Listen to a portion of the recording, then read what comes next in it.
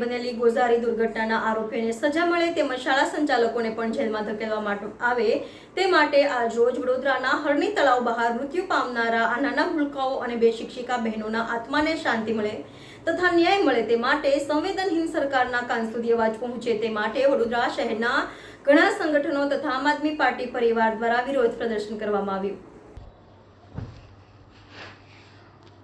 વડોદરામાં મહાનગરપાલિકાની વડી કચેરી ખાતે આજે મળેલી સામાન્ય સભામાં ભારતીય જનતા પાર્ટીના ઇલેક્શન વોર્ડ નંબર 16ના કોર્પોરેટરની સ્નેહલબેન પટેલ પાણીની સમસ્યા મુદ્દે રજૂઆત કરવા માંગતા હતા, પરંતુ તેઓ રજૂઆત કરે તે પહેલા જ મેયર ફ્લોર પરથી જતા રહ્યા હતા અને ડેપ્યુટી મેયર દ્વારા સભા આગળ ચલાવવામાં આવી હતી।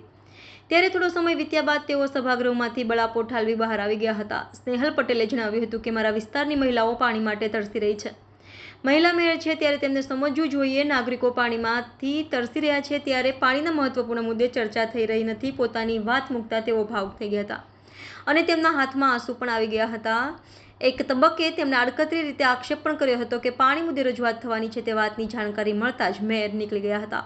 Snehal Patel corporator election ward number 16 Bharatiya Janata party Vadodara મહાનગરપાલિકાના કોર્પોરેટર છે।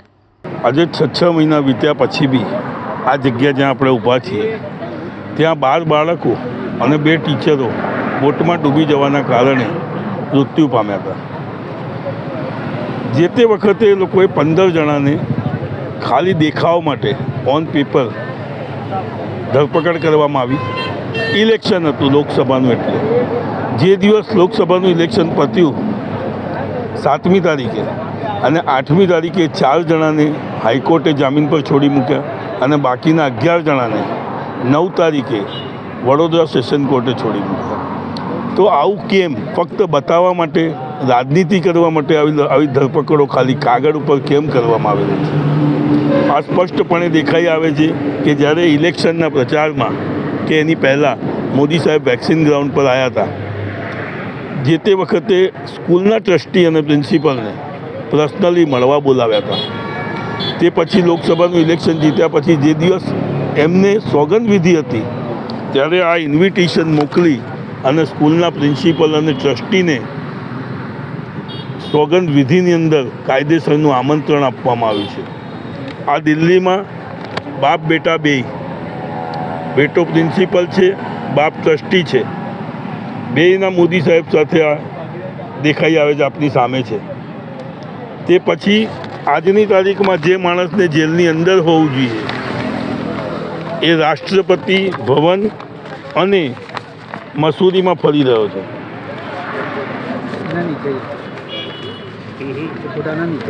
મસૂરીમાં ફરી રહ્યા છે। એટલે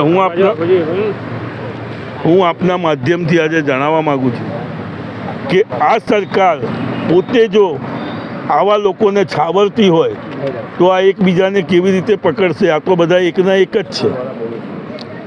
આજે જે માણસ જેલની પાછળ હોવો જોઈએ તેને આપણા વડાપ્રધાન બાજુમાં પડખે બેસાડતા હોય અને એને ઇન્વિટેશન આપી પોતાના સોગંદવિધિમાં બોલાવતા હોય તો એ માણસ ક્યાંથી પકડાવાનો છે? જે સૌથી મોટો ગુનેગાર છે, જેણે અહીંયા લેક ઝોનમાં આવતા પહેલાં કાયદેસર પરમિશન લેવી પડે, અહીંની બધી ઇન્ક્વાયરીઓ કરવી પડે કે અહીંયા શું શું છે, કઈ સેફટીઓ છે, કશું જ જાણ્યા વગર લોકોને મોતના મોંમાં ભરખી દીધા।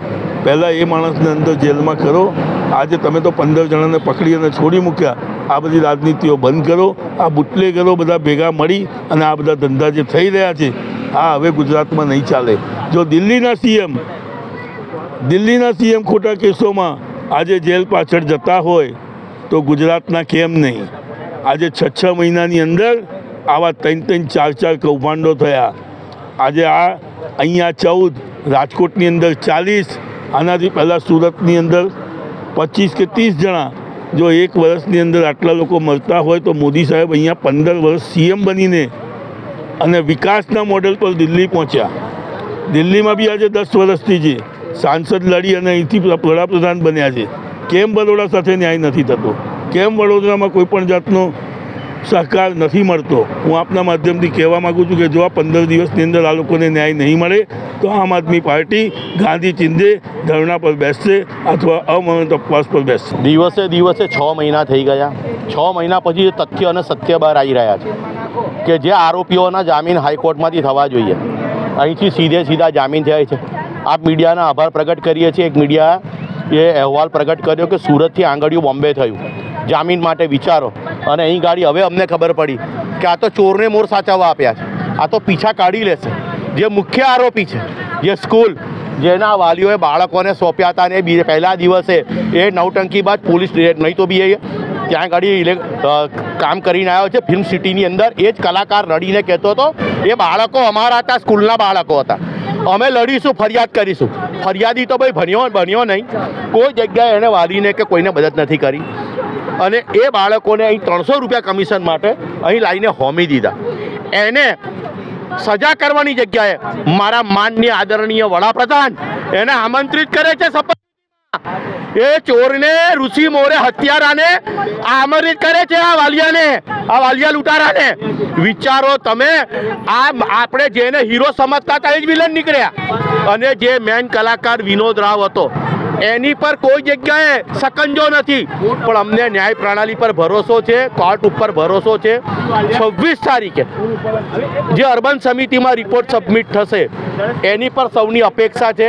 પણ આ જે દિવસે આ જે સિસ્ટમ કે જે વાર્ષિક 3 લાખ રૂપિયા ભાડું, વાર્ષિક એટલે મહિને 30,000 ભાડું, જ્યાં મહિનાના કરોડો રૂપિયા કમાતા હતા, આ બાળકોના બલી ના લેવાયા હોત તો આ પીપી ધોરણે દરેક જગ્યાએ પીપી ધોરણે કરોડોના કૌભાંડ થાય છે. અને આવું જ એનો હિસ્સો એક રાજકોટ આપ જોયો. અહીં બાળકોને શુદ્ધ પાણી તો આપી નથી શકતા, અહીં બાળકોને ડૂબાડીને માર્યા, બહેનોને ડૂબાડીને મારી, પાણી પીવડાવીને. અને રાજકોટની અંદર તમે સ્મશાનની અંદર લાકડા તો આપી નહીં શકતા, તમે ત્યાં જીવતા સળગાઈ નાખ્યા. કે એક ઓળખ માટે, DNA માટે આજે હાડકા શોધીને DNA કરાવવા પડ્યા. આવા આ લોકોના પાપ. અને આ લોકો, તમે વિચારો કે આ ચોરને મોર સાચવવા આપ્યો છે, પણ હવે જો આમાં તાત્કાલિક ધોરણે ન્યાય નહીં મળ્યો, એ લોકોની જામીન રદ નહીં થઈ તો 100% નક્સલવાદ પ્રેરાઈ રહ્યો છે અને ફાટી ના નીકળે એની સૌએ કાળજી લેવાની છે. આ જે સુવર ચામડે છે, સમગ્ર વડોદરા પ્રજાને, સમગ્ર ગુજરાતની જનતાને કહેવા માંગુ છું, આજે આમના બાળકો ગયા છે, કાલે ઉઠીને આપણા બાળકો જશે.